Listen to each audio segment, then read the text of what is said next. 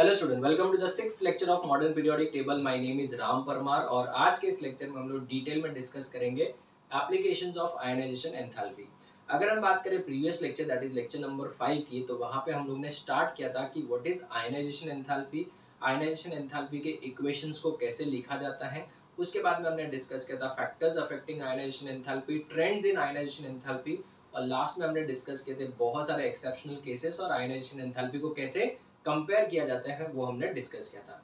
आज के इस लेक्चर में हम लोग आयनाइजेशन एंथैल्पी के second part that is application of ionisation enthalpy को खत्म करें, क्योंकि मैंने प्रीवियस लेक्चर में बोला था आपको कि आयनाइजेशन एंथैल्पी थोड़ा सा बड़ा टॉपिक है, थोड़ा इंपॉर्टेंट है। इसको हम लोग दो पार्ट्स में डिस्कस करेंगे। सो let us start with the topic students. अगर हम बात करें आयनाइजेशन एंथैल्पी के एप्लीकेशंस की, तो इसके बहुत सारे एप्लीकेशंस हैं। सबसे पहला एप्लीकेशन है metallic and non metallic character. So the first application is metallic and non-metallic character, very important। तो फर्स्ट सबसे पहले डिस्कस करते हैं metallic and non metallic character. Student, generally जो मेटल्स होते हैं they have the tendency to lose electrons. So metals have the tendency to lose electrons and therefore they are what, electropositive. अगर हम बात करें metals के बारे में, जैसे सोडियम है, पोटेशियम है, रुबिडियम है, सीशियम है, जो भी मेटल्स हम लोग डिस्कस करें, generally metals have the tendency to lose electrons and when they lose electrons that means they are what, electropositive. So metals are electropositive. तो इसका मतलब ये हुआ कि जो भी एलिमेंट जो इजीली इलेक्ट्रॉन लूज कर लेता है वो क्या होगा बच्चों, मेटल होगा, because metals have the tendency to lose electrons. अगर हम बात करें नॉन मेटल्स की, तो non metals have the tendency to gain electrons, so they have the tendency to gain electrons. If they have the tendency to gain electron, they are electro positive or negative, they are electro negative. So students याद रखना, metals are electro positive and non metals are electro negative। ये आपने school section में भी discuss किया होगा, पढ़ा होगा इसके बारे में। तो अगर मैं बात करूं पीरियोडिक टेबल की, as we move from dash to dash, left to right, अगर हम लोग लेफ्ट टू राइट जाए और एक हम लोग बात करते हैं डाउन द ग्रुप, तो फर्स्ट वन इज, अगर हम बात करें along the period, along the period, ठीक है। अगर हम बात करें अलोंग द पीरियड, तो कैन वी से दैट जब हम लोग अलोंग द पीरियड जाते हैं तो आयनाइजेशन एंथैल्पी का वैल्यू बढ़ता है, तो एलिमेंट इजीली इलेक्ट्रॉन लूज कर पाएगा क्या, नहीं। तो along the period ionisation enthalpy का वैल्यू क्या होता है, बढ़ता है, तो एलिमेंट इजीली इलेक्ट्रॉन लूज नहीं कर पाएगा। तो ऐसे केस में नॉन मेटालिक कैरेक्टर बढ़ेगा, नॉन मेटालिक कैरेक्टर बढ़ेगा, क्यों, क्योंकि वो इलेक्ट्रॉन लूज नहीं कर पाएगा, रादर वो इलेक्ट्रॉन गेन करेगा। नॉन मेटालिक कैरेक्टर बढ़ेगा और जो मेटालिक कैरेक्टर होगा वो क्या हो जाएगा, कम हो जाएगा। सो द मेटालिक कैरेक्टर हो जाएगा यहाँ पे कम और नॉन मेटालिक कैरेक्टर हो जाएगा ज्यादा। तो याद रखना, अगर हम लोग किसी भी पीरियोडिक टेबल के पीरियड की बात कर रहे हैं तो लेफ्ट टू राइट जाने से मेटालिक कैरेक्टर क्या हो जाता है, कम होता है और नॉन मेटालिक कैरेक्टर बढ़ेगा। इसका मतलब पीरियोडिक टेबल के लेफ्ट हैंड साइड में सब मेटल्स होंगे और राइट हैंड साइड में सब क्या होंगे, नॉन मेटल्स होंगे। अगर हम बात करें down the group, number 2, down the group that is top to bottom. Down the group क्या होता है, आयनाइजेशन एंथैल्पी कम होता है ना, तो अगर आयनाइजेशन एंथैल्पी क्या हो जाएगा बच्चों, कम हो जाएगा, तो मेटालिक कैरेक्टर मतलब एलिमेंट इजीली इलेक्ट्रॉन लूज कर सकेगा, सो मेटालिक कैरेक्टर क्या हो जाएगा, बढ़ जाएगा, एंड नॉन मेटालिक कैरेक्टर क्या हो जाएगा, कम हो जाएगा। सो नॉन मेटालिक कैरेक्टर जो हो जाएगा वो कम हो जाएगा, वो इजीली इलेक्ट्रॉन लूज कर पाएगा, ठीक है, गेन नहीं कर पाएगा। तो नॉन मेटालिक कैरेक्टर क्या हो जाएगा, डिक्रीज हो जाएगा, मेटालिक कैरेक्टर इंक्रीज होगा। अब इसको एग्जांपल के तौर पे अगर हम लोग डिस्कस करें समझाने के लिए, तो अगर हम बात करें ग्रुप 1 के बारे में, ग्रुप 1 में कौन कौन से एलिमेंट है, लिथियम है, sodium, potassium, rubidium and caesium. Francium तो रेडियो एक्टिव है, उसको छोड़ ही देते हैं। तो as we move down the group, down the group जैसे जैसे जाएंगे ऐसे, तो इनका मेटालिक कैरेक्टर क्या हो जाएगा बच्चों, बढ़ते ही जाएगा, ठीक है। ग्रुप 1 के अंदर मेटालिक कैरेक्टर ज्यादा होगा और metallic character down the group जो होगा वो बढ़ते जाएगा। तो अगर कभी पूछ लिया जाए मेटालिक कैरेक्टर का ऑर्डर, तो मेटालिक कैरेक्टर सबसे ज्यादा किसका होगा, सीशियम का ज्यादा होगा, caesium greater than rubidium, greater than potassium, greater than sodium, greater than lithium. ये हो गया ग्रुप 1 का किस्सा। अगर हम बात करें ग्रुप नंबर 2 की बात, ठीक है, सो बेटा मांगे कार स्कूटर बाप राजी, ठीक है, रेडियम तो रेडियो एक्टिव है। सो यहाँ पे भी बच्चों डाउन द ग्रुप क्या होगा, मेटालिक कैरेक्टर क्या हो जाएगा, इंक्रीज हो जाएगा। सो मेटालिक कैरेक्टर सबसे ज्यादा किसका होगा इस केस में, barium greater than strontium, greater than calcium, greater than magnesium, greater than beryllium. ये वाला आपको ऑर्डर देखने को मिलेगा। So metallic character down the group क्या होता है, बढ़ता है। अगर हम बात करें पीरियड्स की, तो मेटालिक कैरेक्टर क्या होगा, लेफ्ट टू राइट जाते जाते कम हो जाएगा। तो अगर हम बात करें पीरियड नंबर 2 की, पीरियड नंबर 2 की जैसे कि lithium, beryllium, boron, carbon, nitrogen, oxygen and fluorine, ठीक है। तो अगर हम बात करें इस तरीके से, तो इस तरीके से अगर हम देखें तो सबसे ज्यादा जो मेटालिक होगा वो लिथियम होगा। क्यों, क्योंकि metallic character left to right जाने से क्या हो रहा है, कम हो रहा है। तो यहाँ पे मेटालिक कैरेक्टर क्या हो जाएगा, कम हो जाएगा, मेटालिक कैरेक्टर डिक्रीज हो जाएगा। और जो नॉन मेटालिक कैरेक्टर है, नॉन मेटालिक कैरेक्टर वो क्या हो जाएगा, इंक्रीज हो जाएगा। तो मेटालिक कैरेक्टर डिक्रीज हो रहा है और नॉन मेटालिक कैरेक्टर इंक्रीज हो जाएगा। तो यहाँ पे सबसे ज्यादा मोस्ट नॉन मेटालिक कौन सा हो जाएगा, this is most non metallic. ये एकदम इजी क्वेश्चन के अंदर आता है। अगर पीरियड नंबर 2 में अगर बात करें तो मोस्ट मेटालिक ये हो जाएगा, पीरियड नंबर 2 की बात करें। तो as we move from left to right जो मेटालिक कैरेक्टर है वो बच्चों क्या हो जाएगा, कम होते जाता है, ठीक है। चलिए आगे बढ़ते हैं। सेकंड आता है बच्चों, फर्स्ट वाला तो पार्ट हो गया, सेकंड आता है reducing and non reducing property, that is reducing and oxidising property, reducing and oxidising property या फिर नेचर। अभी ये क्या होता है, रिड्यूसिंग एंड ऑक्सीडाइजिंग नेचर का मतलब क्या होता है, ध्यान देना। इसको भी मेटल एंड नॉन मेटल के साथ ही हम लोग कनेक्ट करेंगे, बहुत इजी लगेगा आपको। अगर हम बात करें मेटल्स की, तो metals they itself undergo what, oxidation और रिडक्शन। सर नहीं समझा। Generally metals they lose electrons, right. Generally metals क्या करते हैं, they undergo loss of electrons. If the metals undergo loss of electrons, that means they undergo what? Oxidation or reduction. They can easily lose electron, ना? So they undergo what? Oxidation. So अगर किसी का oxidation हो रहा है, so they are dash agent. They are reducing agent. So इसका मतलब conclusion क्या हो गया?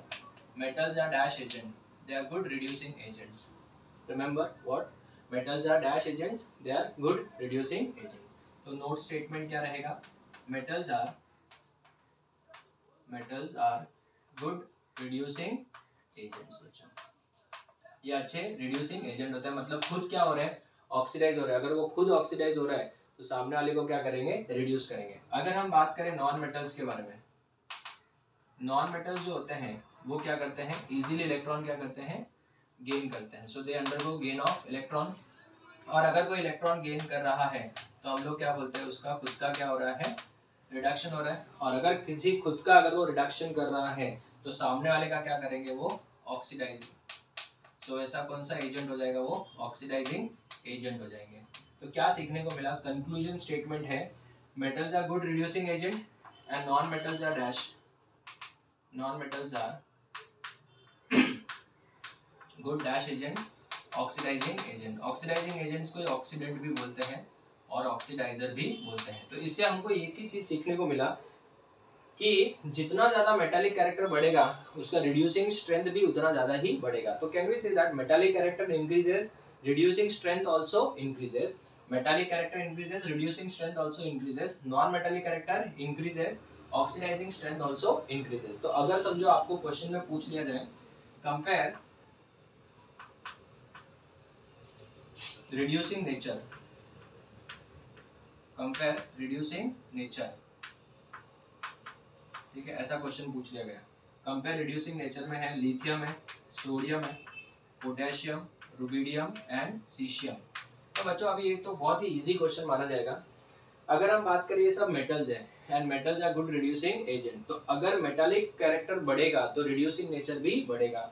तो आप बताओ किसके अंदर मेटालिक कैरेक्टर सबसे ज्यादा है, मेटालिक कैरेक्टर सीशियम में सबसे ज्यादा है, so caesium is a good reducing agent. तो सीशियम ग्रेटर देन रुबिडियम हो जाएगा, greater than potassium, greater than sodium, greater than lithium, ये इसका आंसर हो जाएगा। क्लियर है? अगर आपको पूछा जाए, ये फर्स्ट वाला क्वेश्चन है, दूसरा अगर आपको पूछ लिया जाए बेटा मांगे कार स्कूटर पापराजी, ठीक है, इनके अंदर रिड्यूसिंग एजेंट का स्ट्रेंथ पता करो, तो बेरियम सबसे ज्यादा, barium greater then SR, greater than calcium, greater than magnesium and greater than beryllium हो जाएगा। तो ये रिड्यूसिंग नेचर का स्ट्रेंथ हो गया। अगर ऑक्सीडाइजिंग का पूछ ले कभी, ठीक है, ऑक्सीडाइजिंग एजेंट का कभी अगर आपको पूछ लिया जाए, जैसे कि अगर मैं पूछूं क्वेश्चन के फॉर्म में, compare oxidising property, compare oxidising nature पूछ लेते हैं, ठीक है। तो ऑक्सीडाइजिंग नेचर में अगर आपको दे दिया जाए फर्स्ट वाला fluorine, chlorine, bromine and iodine, तो बताइए इसका आंसर क्या होना चाहिए, ठीक है। डाउन द ग्रुप क्या होगा बच्चों, मेटालिक कैरेक्टर बढ़ेगा तो metals are got good reducing agent, but हमको ऑक्सीडाइजिंग नेचर रहना है। ऑक्सीडाइजिंग नेचर के लिए नॉन मेटालिक कैरेक्टर ज्यादा होना चाहिए। तो फ्लोरीन, क्लोरीन, ब्रोमीन और आयोडीन में सबसे ज्यादा नॉन मेटालिक कैरेक्टर किसमें है, फ्लोरीन में है। तो इसका आंसर हो जाएगा fluorine greater than chlorine, greater than bromine और ग्रेटर देन आयोडीन। तो ये ऑक्सीडाइजिंग नेचर है। फ्लोरीन बेटा सबको ऑक्सीडाइज कर सकता है, क्लोरीन को भी, ब्रोमीन को भी और आयोडीन को। क्लोरीन जो है वो सिर्फ ब्रोमीन और आयोडीन को ऑक्सीडाइज कर सकता है, ब्रोमीन जो है वो सिर्फ आयोडीन को ऑक्सीडाइज कर सकता है, और आयोडीन किसी को भी ऑक्सीडाइज नहीं कर सकता। ये बहुत ही इंपॉर्टेंट एंट्रेंस का क्वेश्चन है, रिपीट करूंगा। फ्लोरीन जो है वो सबको ऑक्सीडाइज कर सकता है, क्लोरीन, ब्रोमीन एंड आयोडीन को। क्लोरीन जो है वो ब्रोमीन और आयोडीन को ऑक्सीडाइज कर सकता है, फ्लोरीन को नहीं। और ब्रोमीन जो है वो सिर्फ एक ही को ऑक्सीडाइज कर सकता है, वो है आयोडीन को, फ्लोरीन और क्लोरीन को नहीं। और आयोडीन जो है वो किसी को भी ऑक्सीडाइज नहीं कर सकता, क्योंकि उसका ऑक्सीडाइजिंग नेचर सबसे कम है इन चारों में से। तो अगर मैं आपको एक और क्वेश्चन पूछूं, ऑक्सीजन, सल्फर, सेलेनियम, टेलुरियम, अगर मैं आपको ये भी पूछ लूं तो इनका ऑक्सीडाइजिंग नेचर अभी आप बता सकते हो। डाउन द ग्रुप क्या होगा, ऑक्सीडाइजिंग नेचर क्या हो जाएगा, कम हो जाएगा। तो यहाँ पे सबसे ज्यादा किसका हो जाएगा, oxygen greater than sulphur, greater than selenium, greater than tellurium, ठीक है। ये तो हो गया बेटा डाउन द ग्रुप। अगर हम लोग बात करें लेफ्ट टू राइट तो क्या होगा, लेफ्ट टू राइट जो होगा बच्चों, नॉन मेटालिक कैरेक्टर क्या होगा, बढ़ेगा, तो ऑक्सीडाइजिंग नेचर भी बढ़ेगा। तो लिथियम जो है वो अच्छा क्या है, रिड्यूसिंग एजेंट है, और फ्लोरीन जो होगा वो अच्छा क्या होगा, ऑक्सीडाइजिंग एजेंट होगा। वो भी हम लोग डिस्कस करते हैं। आप इसका एक बार फोटो ले लो।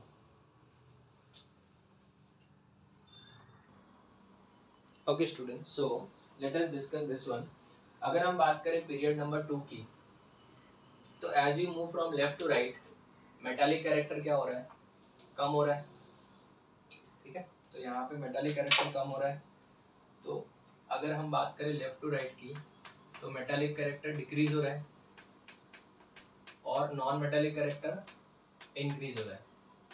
मेटालिक कैरेक्टर डिक्रीज हो रहा है, नॉन मेटालिक कैरेक्टर इंक्रीज हो रहा है, नॉन मेटालिक कैरेक्टर इंक्रीज हो रहा है, ठीक है। तो अगर नॉन मेटालिक कैरेक्टर इंक्रीज हो रहा है तो ऑक्सीडाइजिंग नेचर बढ़ेगा, तो it is the strongest oxidising agent. तो पीरियोडिक टेबल में अगर आपको कोई पूछ रहे कि who is the strongest oxidising agent, तो आंसर इज फ्लोरीन। क्या आएगा आंसर, फ्लोरीन। और स्ट्रॉन्गेस्ट रिड्यूसिंग एजेंट में तो मेटल ही होगा, इट इज सीशियम। ना स्टूडेंट्स, एक थोड़ा सा करेक्शन कर लेना आप लोग। प्रीवियस लेक्चर में मैंने आपको जो सिखाया था उसमें थोड़ा सा एक जगह पे करेक्शन है। मैंने आपको बताया था कि maximum ionisation enthalpy in the periodic table, ठीक है, और मिनिमम आयनाइजेशन एंथैल्पी, तो इसमें थोड़ा सा करेक्शन है। मिनिमम में तो सीशियम राइट है, मैक्सिमम में आप लोग लिख लेना बच्चों हीलियम, फ्लोरीन नहीं, क्योंकि हीलियम मैंने आपको बोला था नोबल गैसेस को अगर डिस्कार्ड कर दे, ठीक है। करेक्शन इन द सेंस कैसा है कि अगर पीरियोडिक टेबल की बात करें तो पीरियोडिक टेबल में सबसे ज्यादा आयनाइजेशन एंथैल्पी होगी हीलियम की, ना कि फ्लोरीन की। क्यों, क्योंकि फ्लोरीन से ज्यादा तो हीलियम की होगी बच्चों, क्योंकि वो एक नोबल गैस है। तो यहाँ पे एक थोड़ा सा करेक्शन, इधर तो ये जो लिखा था वो राइट ही है, इधर एक छोटा सा करेक्शन कर लेना, maximum ionisation enthalpy in the periodic table is helium and not fluorine, ठीक है। बट यहाँ पे बच्चों आप लोग को एक चीज याद रखनी है कि स्ट्रॉन्गेस्ट ऑक्सीडाइजिंग एजेंट कौन है, फ्लोरीन है, और स्ट्रॉन्गेस्ट रिड्यूसिंग एजेंट कौन है, सीशियम है। मतलब इसमें से इलेक्ट्रॉन निकालना बहुत आसान है और ये इजीली किसी का भी इलेक्ट्रॉन गेन कर लेगा। तो स्टूडेंट्स, हम लोग ने टोटल कितने एप्लीकेशंस पढ़ लिए, 2। One is metallic and non metallic character, second is reducing and oxidising nature, ठीक है। Metals have the tendency to lose electron, so as we move from left to right metallic character कम हो जाएगा, down the group metallic character बढ़ जाएगा। दूसरी अगर हम बात करें reducing and oxidising nature, generally अगर कोई एलिमेंट इलेक्ट्रॉन लूज कर रहा है, मतलब मेटल्स इलेक्ट्रॉन लूज कर रहा है, तो वो खुद का ऑक्सीडेशन कर रहा है, so therefore it is a reducing agent, ठीक है ना। तो down the group reducing agent का स्ट्रेंथ बढ़ेगा, left to right reducing agent का स्ट्रेंथ कम होगा, मतलब ऑक्सीडाइजिंग एजेंट का स्ट्रेंथ बढ़ेगा, तो ये ऑक्सीडाइजिंग एजेंट हो जाएगा और ये गुड रिड्यूसिंग एजेंट हो जाएगा इस सीरीज की बात करें तो। इसके बाद अगर हम बात करें third application, acidic and basic nature of the oxide, acidic and basic nature, acidic and basic nature of the oxide, this is again very important, acidic and basic nature of the oxide। so जो oxides होते हैं वो तो बहुत सारे type के होते हैं, टोटल बच्चों 4 टाइप के oxides होते हैं, acidic oxide, basic oxide, amphoteric oxide and neutral oxide, ठीक है। तो हम लोग को यहाँ पे डिस्कस करना है दो, कौन सा acidic and basic nature of the oxides. Generally सब लोगों को पता है, ये स्कूल सेक्शन में आपको सिखाया जाता है, जो मेटल ऑक्साइड्स होते हैं, ठीक है, they are basic in nature, ये तो आपको स्कूल में पता होगा, ठीक है। मेटल ऑक्साइड जो होते हैं वह बेसिक होते हैं, क्यों? क्योंकि जब उनको पानी में डाला जाता है तो they gives a basic solution which turns red litmus paper blue. जबकि नॉन मेटल ऑक्साइड जो होते हैं, नॉन मेटल ऑक्साइड जो होते हैं, they are acidic in nature. So non metal oxides are acidic in nature, क्यों? क्योंकि इनके ऑक्साइड्स को जब पानी में डाला जाता है तो इनमें क्या बनता है, एसिडिक सॉल्यूशन बनता है, जो ब्लू लिटमस पेपर को रेड करता है। रेड को ब्लू करने वाले को बेस बोलते हैं, ब्लू को रेड को एसिड बोलते हैं। जैसे कि सर ऐसे नहीं समझ रहे, एग्जांपल समझो। एग्जांपल के तौर पे अगर मैं आपको बताऊं Na2O, Na2O क्या है बच्चों? एक मेटल ऑक्साइड है। क्या है? सोडियम इज अ मेटल ना, so sodium is a metal, so sodium oxide is a metal oxide. अगर मैं बात करूं, इसको पानी में डाल देते हैं हम लोग, when it is dissolved in water, rather जब इसको पानी में डिसॉल्व करते हैं, that is water is nothing but HOH या फिर H2O भी लिख सकते हैं। जब इसको पानी में डाला जाता है, it will give you what students, it will give you 2 moles of NaOH। और सबको पता है NaOH तो पानी में डिसॉल्व भी हो जाएगा, अल्कली बनेगा। तो ये जो है it is dash in nature, it is basic और इट इज अल्कली, ठीक है ना। तो ये बेसिक दे रहा है, सो इसके लिए याद रखना मेटल ऑक्साइड्स को हम लोग क्यों बोलते हैं basic, because metal oxides are dash in nature, basic in nature, because जब उनको पानी में डाला जाता है तो वो क्या देते हैं, बेसिक सॉल्यूशन देते हैं। ये मेटल ऑक्साइड हुआ। एक एग्जांपल मैं आपको देता हूँ नॉन मेटल ऑक्साइड का, जैसे CO2 is an example of non metal oxides. So अगर हम बात करें नॉन मेटल ऑक्साइड्स की, तो जब इनको पानी में डाला जाता है तो ये हमको क्या देगा, एसिडिक सॉल्यूशन देगा। So when it is dissolved in water, that is H2O, it gives you H2CO3, जिसको हम लोग बोलते हैं carbonic acid. Carbonic acid, carbonic acid phenol होता है, ये कार्बोनिक एसिड है, ठीक है। डोंट गेट कंफ्यूज, अगर आपको कभी कार्बोनिक एसिड नाम दिया जाए तो वो फिनॉल होता है, ये कार्बोनिक एसिड है। इसका मतलब है ये कौन सा वाला ऑक्साइड है, नॉन मेटल ऑक्साइड है। So non metal oxides are dash in nature, they are acidic in nature, they are acidic in nature, because ये क्या है, कार्बोनिक एसिड है। तो non metal oxides are dash in nature, acidic in nature. So इससे क्या सीखने को मिला हमको कि अगर हम लोग पीरियोडिक टेबल में लेफ्ट टू राइट जाए, ठीक है, that is along the period, and एक जाए टॉप टू बॉटम, तो नेचर ऑफ द ऑक्साइड्स के ऊपर क्या इफेक्ट आएगा बताओ। देखिए यहाँ पे हम लोग जा रहे हैं, this is along the period ना, along the period, along the period कौन सा वाला कैरेक्टर बढ़ता है, नॉन मेटल कैरेक्टर बढ़ेगा, नॉन मेटेलिक कैरेक्टर बढ़ेगा। और अगर नॉन मेटेलिक कैरेक्टर बढ़ेगा तो non metals are dash in nature, acidic in nature, तो acidic nature increases, acidic nature of oxides increase होगा, ठीक है। ये हो गया अलोंग द पीरियड। लेकिन अगर मैं डाउन द ग्रुप जाऊँ, ठीक है, सो let us move down the group. अगर हम बात जाएं डाउन द ग्रुप की, तो डाउन द ग्रुप क्या होता है, मेटालिक कैरेक्टर इंक्रीज होगा, and metals are dash in nature, metallic character increase होता है, और मेटालिक कैरेक्टर इंक्रीज होगा तो metals are dash in, metal oxides are dash in nature, basic in nature. So oxides का नेचर, ये क्या है, नेचर ऑफ द डैश है बच्चों, ऑक्साइड है, nature of oxides. So nature of oxides क्या होने लगेगा, एसिडिक होने लगेगा। और यहाँ पे क्या हो जाएगा, बेसिक नेचर बढ़ने लगेगा, बेसिक नेचर इंक्रीज होगा कि डिक्रीज होगा, इंक्रीज होगा। किसका, ये nature of the dash oxides, so the nature of oxides में basic nature will increase.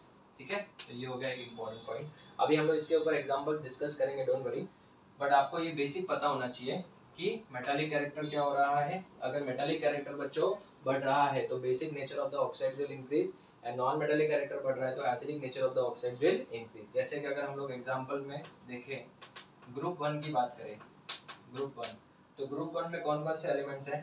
Lithium है, सोडियम है, पोटेशियम है, रुबिडियम है और सीशियम है, समझो, है ना। इनके अगर हम ऑक्साइड्स बनाते हैं तो सबसे पहले वाले का ऑक्साइड हो जाएगा Li2O, दूसरे का हो जाएगा Na2O, तीसरे का हो जाएगा K2O, इधर Rb2O और यहाँ पे CH2O। ठीक है, तो ये इनके ऑक्साइड्स हैं। अभी अगर हम बात करें कि इनमें से सबसे ज़्यादा एसिडिक या सबसे ज़्यादा बेसिक, पहली बात तो ये क्या है? मेटल ऑक्साइड्स है। क्या है? Metal oxide. मेटल ऑक्साइड्स है dash in nature, basic in nature. तो अगर आपको पूछा जाए कि इनका बेसिक नेचर बताओ, बेसिक नेचर, तो बेसिक नेचर का ऑर्डर क्या होगा? सबसे ज़्यादा बेसिक हो जाएगा CH2O, CH2O के बाद Rb2O थोड़ा सा कम हो जाएगा, Rb2O के बाद कम, इससे कम कौन सा होगा? K2O, ठीक है, और इसके बाद कम हो जाएगा Na2O, और ये तो सबसे कम हो जाएगा। ठीक है, तो जब इसको पानी में डालेंगे तो यहाँ पे क्या बनेगा? CSOH बनेगा। जैसे यहाँ पे NaOH बना था ना, तो यहाँ पे क्या बनेगा? CSOH बनेगा, यहाँ पे RbOH बनेगा, यहाँ पे KOH बनेगा बच्चों, और यहाँ पे NaOH बनेगा। ये सब हमको S ब्लॉक में काम आने वाला है। ठीक है, तो अगर हम बात करें कि इनका बेसिक नेचर क्या होगा, तो ये हो जाएगा बच्चों, सबसे ज़्यादा बेसिक हम लोग को क्या है? CSOH, जो हम लोग तो यूज़ करते हैं NaOH KOH से काम चला लेते हैं, लेकिन बेटा इसका भी बहुत बड़ा भाई है बेटा, कौन है? Caesium. Caesium hydroxide is a very very strong base. अगर हम बात करें ग्रुप 2 की, ग्रुप 2 की बात करें तो ग्रुप 2 में क्या आता है बेटा? मांगे, कार, स्कूटर, बाप राजी। ठीक है, तो ये beryllium oxide, magnesium, calcium, strontium and barium oxide. अगर कोई पूछ ले कि down the group basic nature के ऊपर क्या इफेक्ट आएगा, तो बेसिक नेचर में आप लोगों को एक बात बता दूं कि बेसिक नेचर सबसे ज़्यादा किसका होगा? बेरियम ऑक्साइड का। क्यों? क्योंकि इसके अंदर मेटालिक नेचर सबसे ज़्यादा होता है, और मेटालिक नेचर ज़्यादा होगा तो metal oxides are dash in nature, basic in nature. तो BaO ज़्यादा SRO से, ये ज़्यादा CaO से, ये ज़्यादा MgO से, और ये ज़्यादा किससे? BeO से। तो जब इसको पानी में डाला जाएगा तो ग्रुप 2 का जो वैलेंसी होता है वो 2 होता है ना, तो BaOH ट्वाइस हो जाएगा, वो BaOH ट्वाइस। ठीक है, वो बहुत ही ज़्यादा स्ट्रॉन्ग बेस होता है, ये भी स्ट्रॉन्ग बेस में ही गिना जाएगा। ठीक है, बाकी सबको तो इतना ज़्यादा स्ट्रॉन्ग माना नहीं जाता है, लेकिन सबसे ज़्यादा किस में? BaOH ट्वाइस को स्ट्रॉन्ग बेस माना जाएगा। ठीक है, तो ये इस तरीके से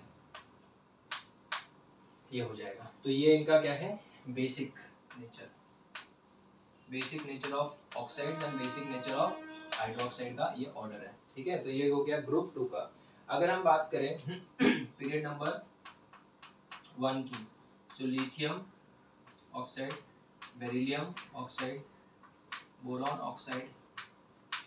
ठीक है, बोरॉन के बाद आता है कार्बन CO2, नाइट्रोजन N2O3 ले लेते हैं, और फिर नाइट्रोजन के बाद कौन आता है? ऑक्सीजन। वो तो सब बात है नहीं, वो तो ऑलरेडी ऑक्सीजन ही है, ऑक्साइड ही है।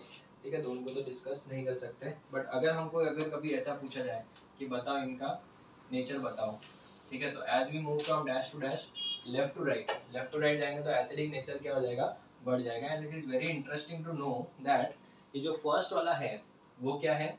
It is basic. हाँ, ध्यान से सुनना, बहुत इंटरेस्टिंग है, ये बेसिक है। ठीक है, ये वाला जो है बच्चों बोरिक एसिड बनाएगा, it is acidic. Even CO2 is also acidic and this is also acidic. ठीक है, ये सब तीनों क्या है? ये एसिडिक ऑक्साइड है, क्योंकि लेफ्ट टू राइट जाते तो एसिडिक नेचर बढ़ता है। लेकिन ये जो बेरिलियम ऑक्साइड है it is amphoteric, very very interesting. Beryllium जो है वो क्या है? एक एम्फोटेरिक ऑक्साइड है। सर ये एम्फोटेरिक ऑक्साइड क्या होता है? एम्फोटेरिक ऑक्साइड्स वो ऑक्साइड होते हैं जो एसिड और बेस दोनों के साथ क्या करते हैं? रिएक्ट करते हैं, जो एसिड के साथ भी रिएक्ट करते हैं और बेस के साथ भी रिएक्ट करते हैं। तो बच्चों याद रखना, ये कौन सा वाला टाइप का ऑक्साइड है? ये एक एम्फोटेरिक ऑक्साइड है। कौन सा ऑक्साइड है? एम्फोटेरिक ऑक्साइड है। जैसे अगर हम बात करें, अगर सपोज पीरियड नंबर 2 की बात करें, पीरियड नंबर 2 की, ठीक है। तो period number 2, beryllium shows diagonal relationship with what, aluminium. तो यहाँ पे कौन है, सोडियम, सोडियम का Na2O, फिर MgO, MgO के बाद यहाँ पे क्या बनेगा, मैग्नीशियम का एल्यूमिनियम, नाम मांगो अल्लाह से, सल्फर, और यहाँ पे P2O5 ले लेते हैं। क्या ले लेते हैं, P2O5। तो P2O5 बच्चों, जो जैसे जैसे हम लोग ऐसे जाएंगे, फिर तो बाद में कौन आता है, नाइट्रोजन, ऑक्सीजन के नीचे क्या आ जाएगा, सल्फर हो गया। यहाँ पे बच्चों क्या आएगा, सिलिकॉन आएगा, सॉरी, नाम मांगो अल्लाह से, पेप्सी, सोडा, सोडा मतलब यहाँ पे सल्फर हो जाएगा, ठीक है। क्या ले लेते हैं, सल्फर, फिर बाद में तो क्लोरीन वाला आएगा, ठीक है, Cl2O5, Cl2O7 and all that. तो अगर हम लोग यहाँ पे लिखना चाहें तो लिख सकते हैं, यहाँ पे SO2 लिख दिया मैंने, और यहाँ पे मैंने लिख दिया Cl2O7, समझो ये सब ऑक्साइड्स है। ये सब हम लोग इलेक्ट्रोनेगेटिविटी में वापस डिस्कस करेंगे, मैं हर एक का रिएक्शन वाटर के साथ भी करके बताऊंगा, ठीक है। तो स्टूडेंट्स, यहाँ से जब हम लोग जाएंगे तो एसिडिक नेचर क्या आ जाएगा, कम। तो ये जो दो है ना, दो, ये दोनों, ठीक है, ये दोनों जो है वो क्या है, बेसिक है, दीज आर बेसिक। एल्यूमिनियम जो है, एल्यूमिनियम ऑक्साइड जो होता है वो एम्फोटेरिक इन नेचर होता है। क्या होता है, एम्फोटेरिक, ठीक है। जबकि सिलिकॉन हुआ, ये वाला हो जाएगा, ये वाले और ये चारों के चारों क्या है, एसिडिक है, ठीक है। ये चारों के चारों हो जाएंगे आपके एसिडिक, और सबसे ज्यादा एसिडिक कौन सा है इसमें से, Cl2O7 बच्चों, Cl2O7 ज्यादा स्ट्रॉन्ग क्या जाएगा, एसिड हो जाएगा, ठीक है। तो अगर हम लोगों को कभी पूछा जाए कि बताओ इनका एसिडिक नेचर ऑर्डर बताओ, एसिडिक नेचर ऑर्डर, तो सबसे ज्यादा एसिडिक कौन सा हो जाएगा, Cl2O7, फिर उससे कम सल्फर, फिर SO2, या फिर इधर SO3 भी ले सकते हैं, फिर यहाँ पे P2O3 ले लेते हैं, P2O3 के बाद यहाँ पे SiO2 ले लेते हैं, फिर Al2O3, तो एम्फोटेरिक हो गया, ठीक है। तो इसका अंदर, इसका मतलब इसके अंदर दोनों नेचर है ना, एसिडिक भी और बेसिक भी है, तो ये प्योरली क्या है, बेसिक है, MgO हो जाएगा, और यहाँ पे क्या हो जाएगा, Na2O हो जाएगा। तो ऐसे क्वेश्चन भी बहुत आते हैं, लेकिन मैं आपको वापस बोलूँगा, ये जो हमने अभी पढ़ा है, ये सिर्फ अभी तो हम लोग ने बोलते ना, एक बोलते इतना डिटेल में नहीं पढ़ा है। हम लोग जब इलेक्ट्रोनेगेटिविटी डिस्कस करेंगे ना, तो इनका मतलब सबका वाटर के साथ रिएक्शन भी बताऊंगा मैं। और खुद नाइट्रोजन के भी 5 ऑक्साइड्स होते हैं बच्चों, नाइट्रोजन के भी कितने ऑक्साइड्स होते हैं, 5। NO होता है, N2O होता है, NO2 होता है, N2O3 होता है, N2O5 होता है, N2O4 भी है, तो NO2 का डाइमर होता है एक्चुअली N2O4। तो ऐसे 5 ऑक्साइड्स है, उसमें से ज्यादा एसिडिक कौन सा, ज्यादा बेसिक कौन सा, वो भी हम लोग डिटेल में डिस्कस करेंगे, बट वो हम लोग इलेक्ट्रोनेगेटिविटी में डिस्कस करते हैं। यहाँ पे एक आइडिया आ गया हमको कि acidic and nature, acidic and basic nature of the oxide, acidic and basic nature of the oxide में क्या देखा, metal oxides are dash in nature, basic in nature, and non metal oxides are dash in nature, acidic in nature. अब ये हम लोग ने discuss कर लिया। तो जैसे जैसे हम लोग किसी ग्रुप में जाते हैं, नीचे जाएंगे तो बेसिक नेचर बढ़ते जाएगा, एसिडिक नेचर कम होते जाएगा। जब हम लोग लेफ्ट टू राइट जाते हैं तो बेसिक नेचर क्या हो जाएगा, कम हो जाता है, एसिडिक नेचर बढ़ते जाएगा। I repeat, down the group जाएंगे तो कौन सा नेचर बढ़ेगा, बेसिक। लेफ्ट टू राइट जाएंगे तो कौन सा नेचर बढ़ेगा, एसिडिक नेचर बढ़ेगा। और ये यहाँ पे हम लोग ने इसको डिस्कस भी किया है, ठीक है। तो इसके बाद भी हमारे पास में, वापस बोलूंगा, ये वाला जो पार्ट है वो ज्यादा डिटेल में हमको इलेक्ट्रोनेगेटिविटी में सीखने को मिलेगा, जो इस चैप्टर का लास्ट पार्ट है। अभी हम लोग डिस्कस करेंगे 4th and the 5th application, जिसमें हम लोग determination of electrons in the valence shell decide करेंगे, और स्टेबल इलेक्ट्रॉनिक कॉन्फ़िगरेशन कौन सा होगा, दोनों छोटे ही है, वो एक बार कवर कर लेते हैं तो हमारा आयनाइजेशन एंथैल्पी पूरा कंप्लीट हो जाएगा। तो आप इसका फोटो ले लो, फिर हम आगे बढ़ते हैं। Okay students, so let us move to the 4th application of ionization enthalpy, that is determination of number of electrons in the valence shell। किसी भी एटम के आउटरमोस्ट शेल में कितने इलेक्ट्रॉन्स हैं वो हम लोग डिसाइड कर सकते हैं। जैसे कि सर एग्जांपल लेके समझो, अगर हमारे पास में समझो ये एक न्यूक्लियस है, ठीक है, और ऐसे बहुत सारे शेल्स हैं, ठीक है। और इमेजिन करो ये जो है आपका कौन सा शेल है, वैलेंस शेल है। बच्चों समझ के लेना, थोड़ा सा इंपॉर्टेंट है, थोड़ा एक बार समझ जाएगा तो ये इजी लगेगा आपको, ठीक है। अगर हम मान लेते हैं कि इसके अंदर 2 इलेक्ट्रॉन्स है वैलेंस शेल में, और फिर तो ये पूरा भरा हुआ है, इधर कितने 8 इलेक्ट्रॉन है, तो यहाँ पे मैं 4 दिखा रहा हूँ, 4 अंदर है, और यहाँ पे बच्चों समझो एक ही है, और एक इधर अंदर और होगा, ठीक है। तो हम लोग मान लेते हैं कि यहाँ पे वैलेंस शेल में 2 इलेक्ट्रॉन है। तो अगर मैं इसका एक इलेक्ट्रॉन निकालने जाऊँ, ठीक है, तो समझो फर्स्ट आयनाइजेशन एंथैल्पी समझो x आया, ठीक है ना, या फिर समझो ना 100 है। Second ionisation enthalpy, second electron को भी निकालना आसानी होगा, ठीक है। समझो इसका बेटा आंसर है, समझो इसका 100 है तो समझो इसका मान लेते हैं बेटा 200 या 250 मान लेते हैं। लेकिन जैसे ये 2 इलेक्ट्रॉन निकल जाएंगे, आप लोग सोचना बच्चों ये ऑनलाइन लेक्चर है, अभी थोड़ा सा आप लोग वीडियो अच्छे से सुनना, मैं क्या बोल रहा हूँ कि अगर समझो मैं मान लेता हूँ कि फर्स्ट इलेक्ट्रॉन निकाल लिया, ठीक है, सेकेंड इलेक्ट्रॉन भी आसानी से निकल जाएगा। लेकिन जैसे ये 2 इलेक्ट्रॉन निकल जाएंगे तो कहने से अंदर वाला शेल तो पूरा भरा हुआ है, ठीक है ना, यहाँ पे 4 और अंदर और ऐसे 4 होंगे, ठीक है। तो वो वाले इलेक्ट्रॉन्स को निकालना फिर क्या हो जाएगा, मुश्किल हो जाएगा। तो अगर इमेजिन करो यहाँ पे 100 किलो जूल एनर्जी लग रही है, यहाँ पे समझ लो मान लेते हैं 250 किलो जूल, क्योंकि IE2 ज्यादा होता है। लेकिन कहने से बेटा थर्ड वाला इलेक्ट्रॉन निकालना बहुत ही ज्यादा मुश्किल होगा, क्योंकि वो अंदर वाले शेल से निकल रहा है जो कि कंप्लीटली फिल्ड है। तो अगर आयनाइजेशन एंथैल्पी में पहला कितना था, 100 था, ठीक है, पहला समझ लेते हैं, मान लेते हैं 100 है, और दूसरा कितना था, 250 था। लेकिन अगर समझो थर्ड मान लेते हैं कितना हो गया बेटा, 1000 हो गया। 1000 हो गया मतलब लगभग इसका सीधा 4 गुना हो गया। तो अगर आयनाइजेशन एंथैल्पी में 4 से लगा के 5 टाइम्स का जंप है, मतलब 250 का 4 टाइम्स होता है 1000, या फिर 5 टाइम्स देखेंगे तो 1250। अगर इतना जंप आ रहा है, इसका मतलब पक्का शेल क्या हो चुका है, चेंज हो चुका है। मतलब वैलेंस शेल के सब इलेक्ट्रॉन निकल चुके हैं, अभी जो इलेक्ट्रॉन निकाल रहे हो आप वो अंदर वाले शेल के इलेक्ट्रॉन निकाल रहे हो। तो उससे हमको पता चलेगा कि कितने इलेक्ट्रॉन में इजीली निकाल चुका हूँ, 2। तो इसका मतलब इसके वैलेंस शेल में सिर्फ 2 इलेक्ट्रॉन्स थे। मैं रिपीट करूंगा, कितने इलेक्ट्रॉन में इजीली निकाल चुका हूँ, 2। और 2 इलेक्ट्रॉन निकालने के बाद आयनाइजेशन एंथैल्पी का वैल्यू ट्रेमेंडसली बढ़ रहा है, 4 to 5 टाइम्स बढ़ रहा है। इसका मतलब वो इलेक्ट्रॉन उस शेल का तो नहीं है अभी, वो तो अंदर वाले शेल का निकल रहा है। तो ऐसे केस में आयनाइजेशन एंथैल्पी का वैल्यू क्या हो जाएगा, ट्रेमेंडसली बढ़ जाएगा। तो आपको एक सिंपल सा स्टेटमेंट लिखूंगा यहाँ पे, if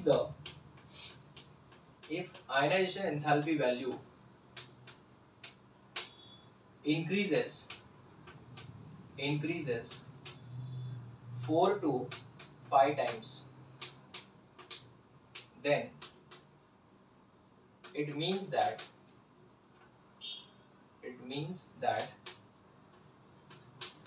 the shell is changing। याद रखना, ये स्टेटमेंट याद रखना। अगर आयनाइजेशन एंथैल्पी का वैल्यू इंक्रीज हो रहा है कितना टाइम्स, 4 to 5 टाइम्स अगर इंक्रीज हो रहा है, then it means that shell is changing. Shell क्या हो रहा है बच्चों, चेंज हो रहा है। तो अभी मैं आपसे एग्जांपल पूछता हूँ, एग्जांपल के तौर पे आप लोग मुझे बताना इसमें से कितने इलेक्ट्रॉन निकालना आसान है। सबसे पहला समझो हम लोग क्वेश्चन दे देते हैं, पहला वाला IE1 का 8 इलेक्ट्रॉन वोल्ट दिया हुआ है, IE2 का 15 इलेक्ट्रॉन वोल्ट दिया हुआ है, और IE3 का 70 इलेक्ट्रॉन वोल्ट दिया हुआ है। कितना दिया हुआ है, 70 इलेक्ट्रॉन वोल्ट, ठीक है। Calculate the number of electrons in the valence shell, find number of electrons in valence shell. Valence shell में कितने इलेक्ट्रॉन्स है आपको फाइंड आउट करना है, ठीक है। तो आप मुझे एक बात बताओ,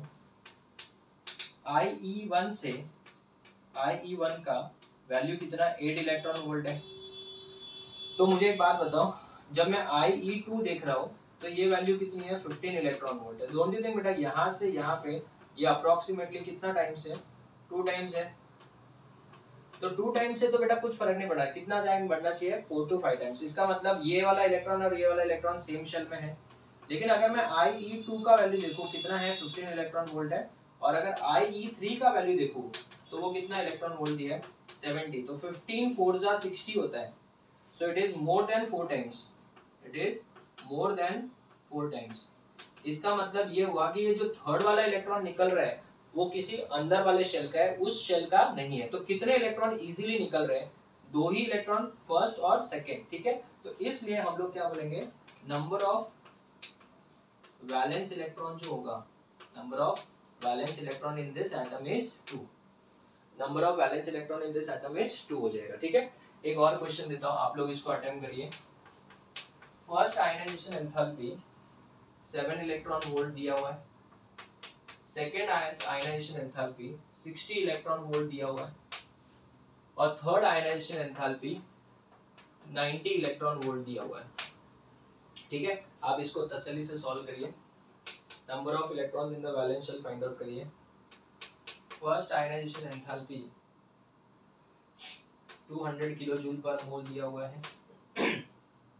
second ionisation enthalpy 350 kilo joule per mole दिया हुआ है।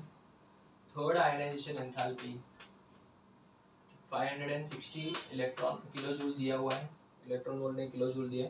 And fourth ionisation enthalpy 2500 kilo joule दिया हुआ है। ठीक है, तो ये दोनों क्वेश्चंस अभी आप लोग अच्छे से सॉल्व करिए। आई होप सब लोगों का आ गया होगा आंसर। देखिए ये बच्चों अप्रोक्सीमेटली 7 9 63, अप्रोक्सीमेटली कितना टाइम्स है? 9 टाइम्स है।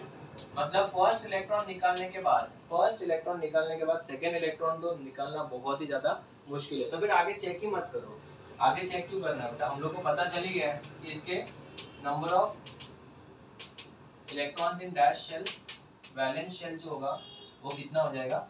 Number of electrons in the valence shell हो जाएगा इसका सिर्फ और सिर्फ 1। ये देखो ये इसका डबल है, डबल से भी कम है, it is less then approximately 1.5 times. ये डबल से कम है, अप्रोक्सीमेटली 1.5 टाइम्स।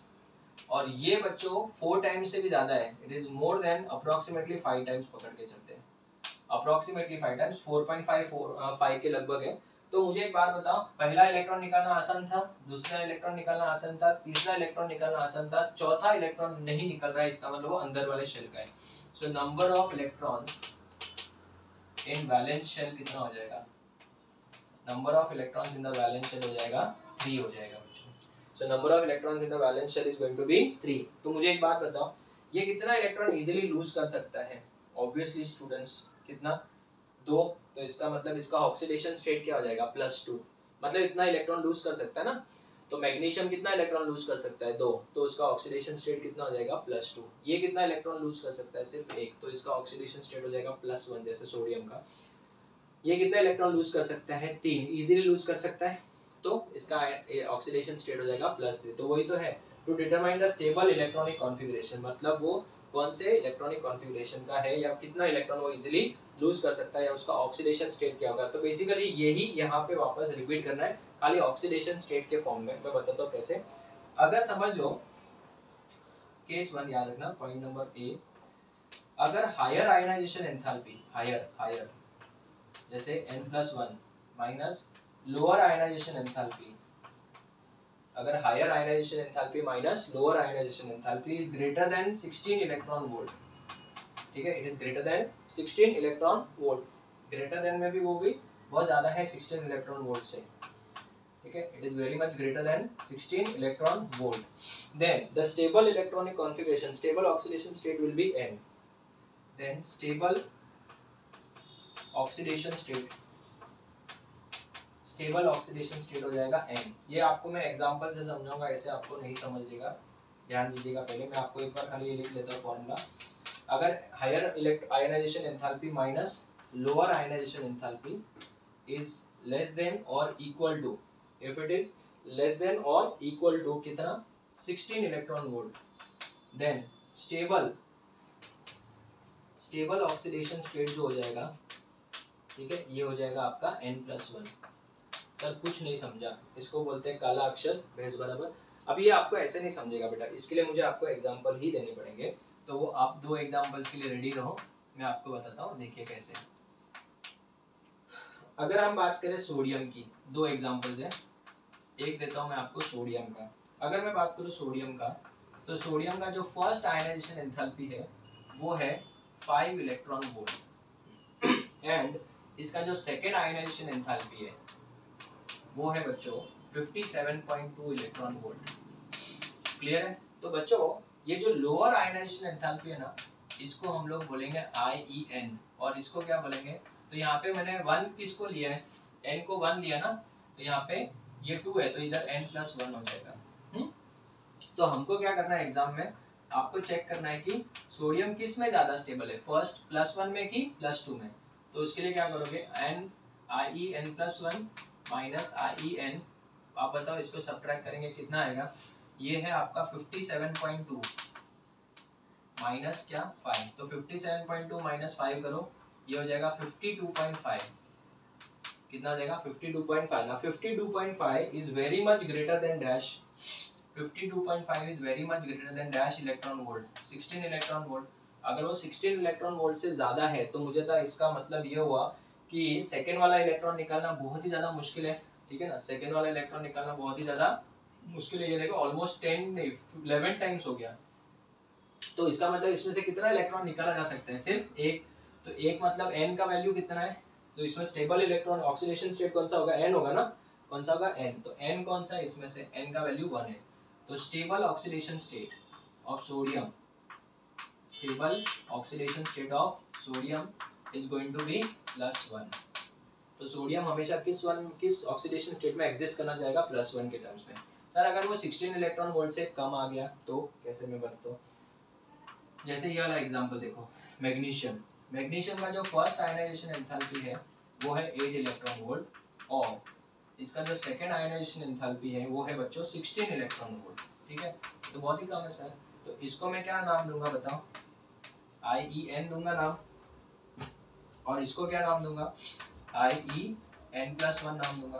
तो आप बताइए IE2 minus IE1 that is n+1 minus IE1, ठीक है। तो बच्चों आंसर कितना आ जाएगा, 16 माइनस 8 आ रहा है, 16 minus 8 is nothing but 8 electron volt which is less then dash 16 electron volt. तो इसका मतलब इसमें n+1 वाला ज्यादा स्टेबल होगा, तो n+1 वाला मतलब यहाँ पे कौन है, n+1 का मतलब 2 है। So the stable oxidation state of magnesium, the stable oxidation state of magnesium is going to be n+1 मतलब +2।